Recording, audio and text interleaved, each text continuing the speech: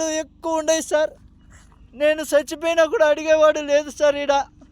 నా పరిస్థితి ఇట్లుండాది. నాకు దయచేసి ఎవరైనా సాయం చేయండి సార్. ఈ ఎడారి నుంచి నన్ను బయట వేసేయండి, ఇంటికి వచ్చేస్తాను. ఈడున్నానంటే చచ్చిపోతాను సార్. ఇంక 2 రోజులు ఉంటే చచ్చిపోతాను.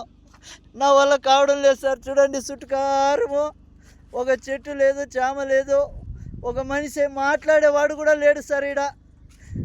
నాకు కనీసం మాట్లాడించేవాడు లేడు. తిన్నావా, చచ్చినావా, ఏంపా, ఎట్లుండదు అని అడిగేవాడు లేదు సార్.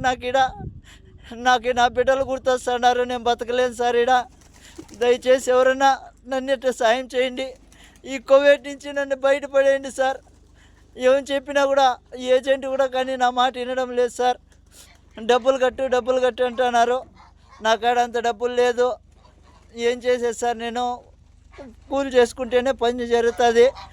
ఏదో ఇక్కడ నాకు చెప్పిండే పని